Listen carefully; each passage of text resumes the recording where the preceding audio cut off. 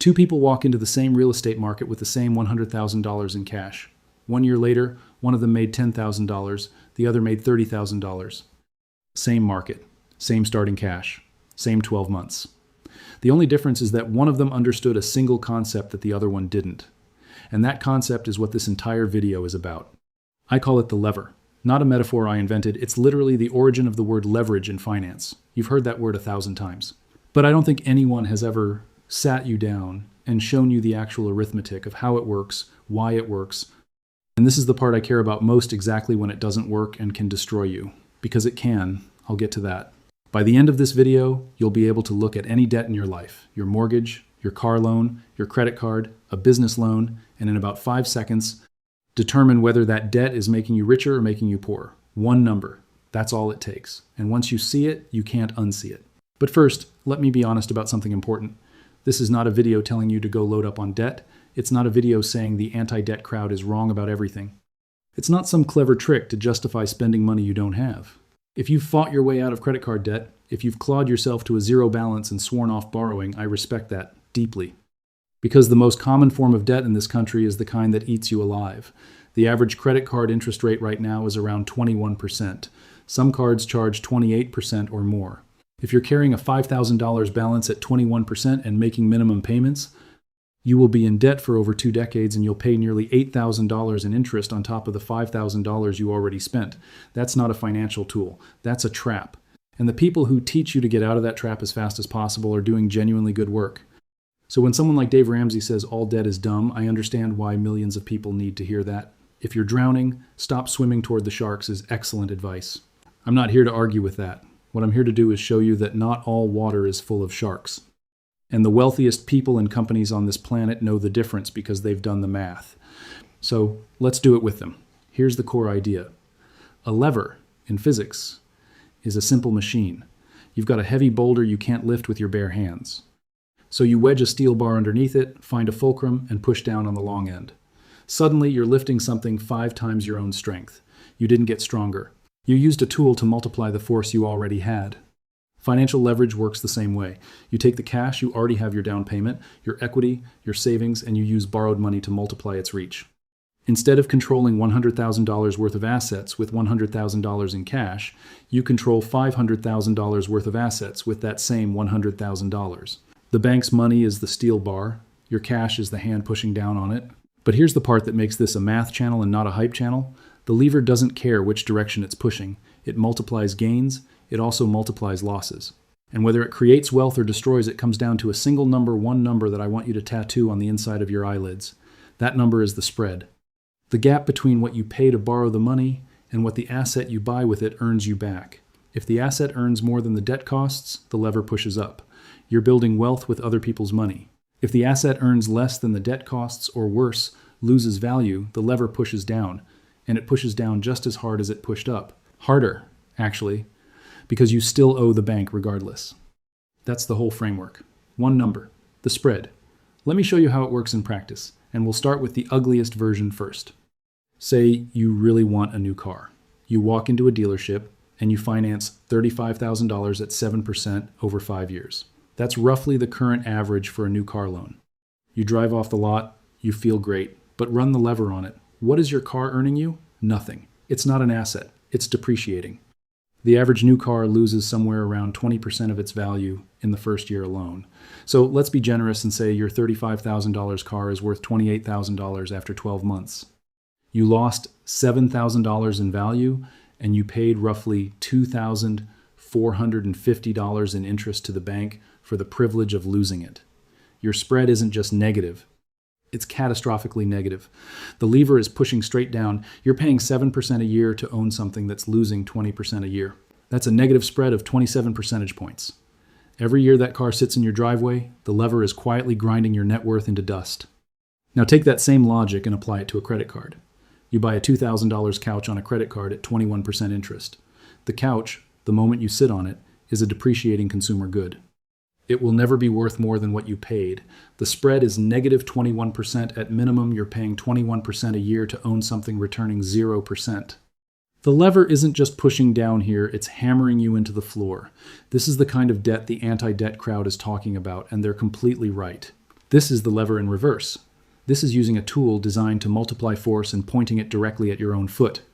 So let me be clear. If the debt is buying you something that doesn't earn a return, the lever is your enemy. Full stop. No argument from me. Now let's flip it. You have $100,000 in cash. You find a piece of investment real estate listed at $100,000. You buy it outright. No bank, no mortgage, no debt of any kind. You own it free and clear.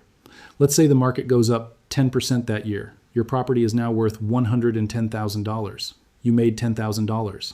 Your return on your $100,000 investment is exactly 10%. Clean and simple. And honestly, that's a fine result. A 10% return on a real estate investment in a single year is nothing to sneeze at. The cash buyer did well. Now let's meet the second person. Same $100,000 in cash, but instead of buying one $100,000 property, they use that $100,000 as a 20% down payment on a $500,000 property. They borrow $400,000 from the bank.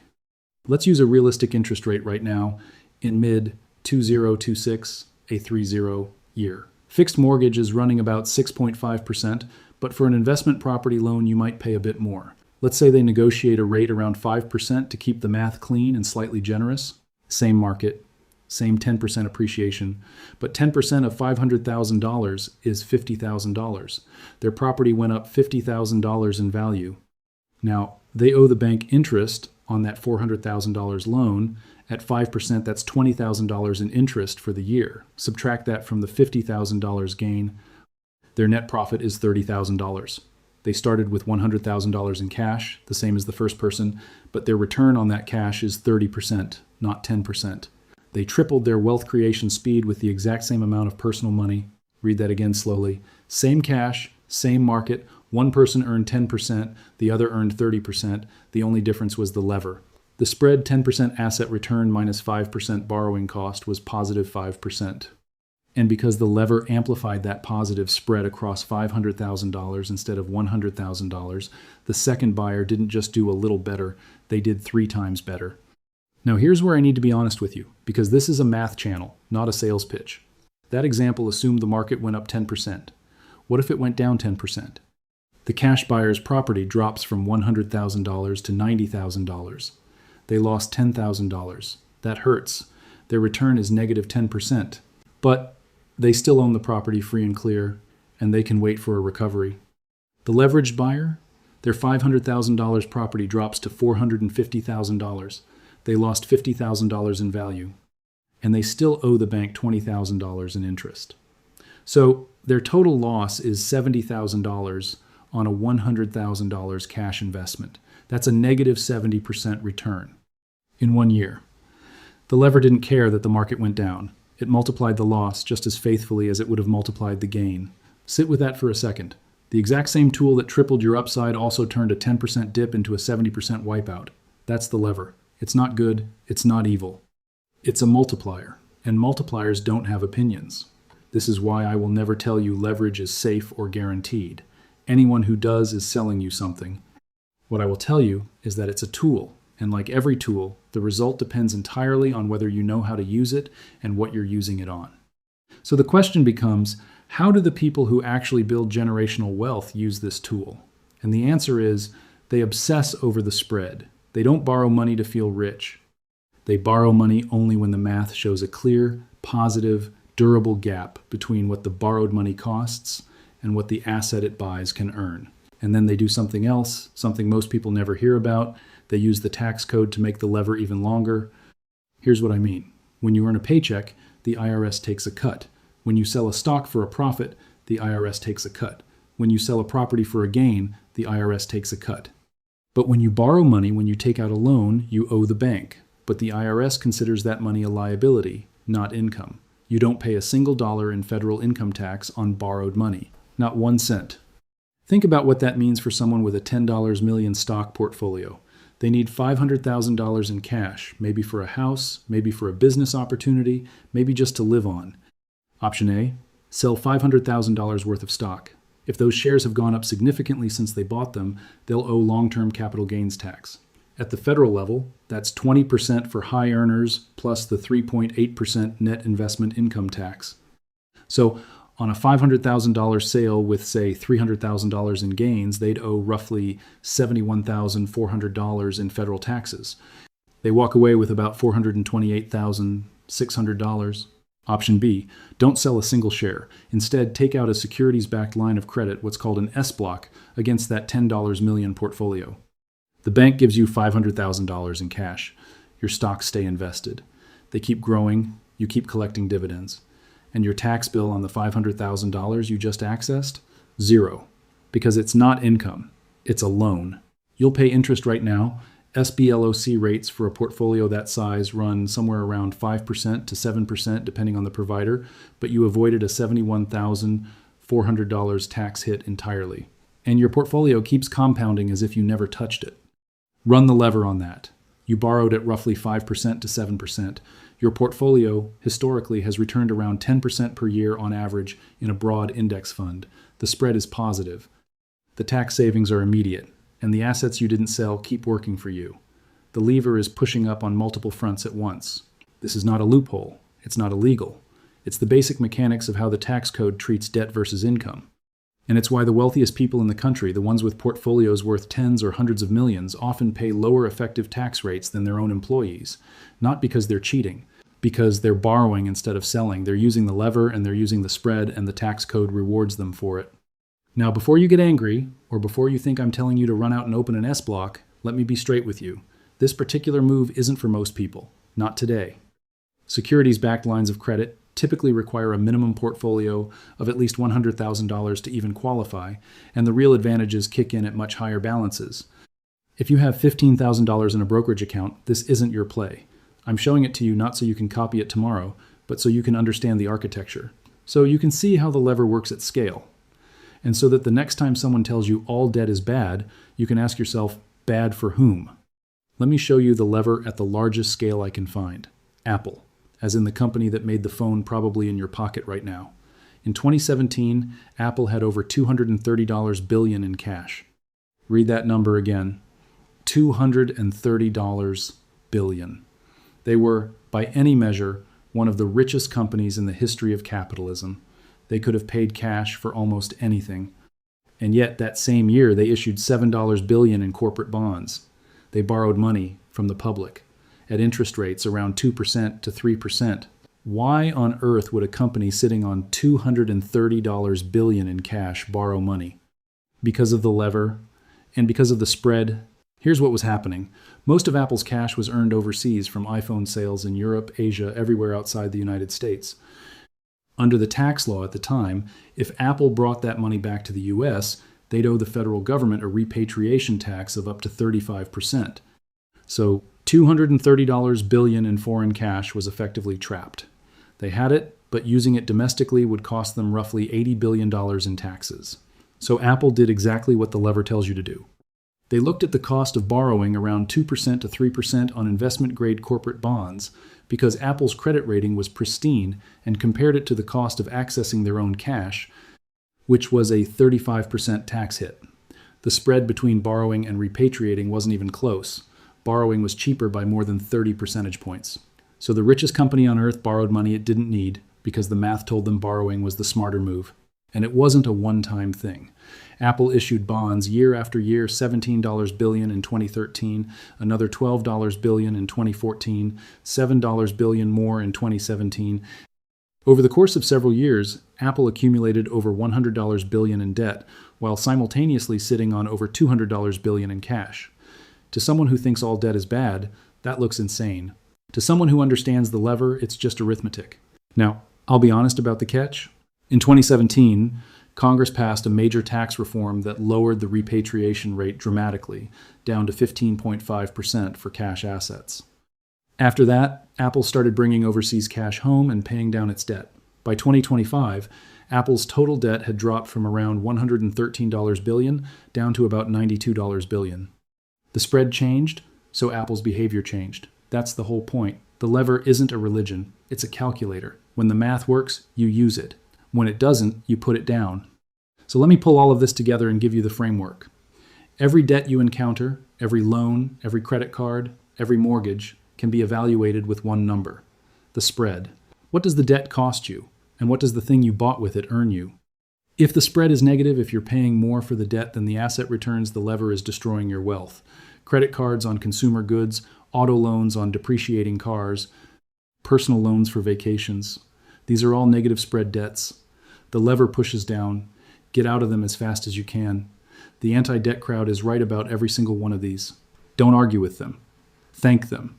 If the spread is positive, if the asset you're buying has a reasonable expectation of returning more than the debt cost, the lever is building your wealth. A mortgage on a property that generates rental income above your payment. A business loan that funds equipment generating revenue. An investment in an appreciating asset financed at a rate below the asset's historical return. These are positive spread debts. The lever pushes up. And then there's the gray zone, the place where honesty matters most, because reasonable expectation is doing a lot of heavy lifting in that last paragraph. Nobody can predict the future. Real estate can crash. Businesses can fail. The stock market has lost 37% in a single year within living memory. The spread you calculated on a napkin in January can turn violently negative by March. And when you've used the lever to amplify your position, a bad year doesn't just sting, it can wipe you out. The 2008 financial crisis was, at its core, a story about the lever in reverse. Millions of people borrowed heavily to buy homes, many with little or nothing down, maximizing their leverage. The spread looked positive because home prices had been rising for years. Then prices fell, and the lever, which had multiplied every gain on the way up, multiplied every loss on the way down. People who had put 5% down on a house lost their entire investment and then some when prices dropped just 10%. The lever doesn't protect you. It amplifies whatever happens, good or bad. So here's my honest framework. And I mean honest, not the version that gets the most clicks, the version that's actually true. First, destroy your negative spread debt before you even think about leverage. If you have credit card debt at 21%, no investment strategy on earth reliably beats 21% per year. Paying off that card is the highest guaranteed return available to you. It's not even close. Second, once you're clean of consumer debt, start understanding the lever. Don't worship it. Don't fear it. Understand it. Calculate the spread on every financial decision you make. Your mortgage? What's the rate? And what's the property's expected return through rent or appreciation? Your student loans? What's the rate? And what's the realistic income boost from the degree? Run the number, every time. Third, respect the fact that the lever works both ways. Never lever up so far that a bad year ends your game. The ultra-wealthy can borrow against a $10 million portfolio because even a 30% market crash still leaves them with $7 million in collateral. If you borrow against a $50,000 portfolio and the market drops 30%, you might get a margin call that forces you to sell at the worst possible time. Same tool, wildly different risk profiles. Scale matters. Fourth, understand that the tax advantages of borrowing instead of selling are real, but they're most powerful at scale. This isn't about feeling clever. It's about knowing the map even if you're not at the destination yet. The person who understands why Apple borrows money at 2% while sitting on $200 billion in cash is the person who, 10 or 20 years from now, will know exactly when to use the lever in their own life, and more importantly, when not to. Here's what it comes down to. The loudest voices in personal finance tell you one of two things. Either all debt is evil and you should never borrow a dollar, or debt is magic and you should lever up to the eyeballs and get rich. Both are wrong. Both are lazy. And both ignore the one number that actually matters. The spread, that's it. What is the debt cost versus what does the asset earn? If the spread is positive and you can survive a bad year, the lever builds wealth. If the spread is negative, the lever destroys it. If you can't survive a bad year, it doesn't matter what the spread is. You shouldn't be using the lever at all. The richest company on the planet borrowed billions of dollars it didn't need because a positive spread of 30+ points made it the mathematically obvious move.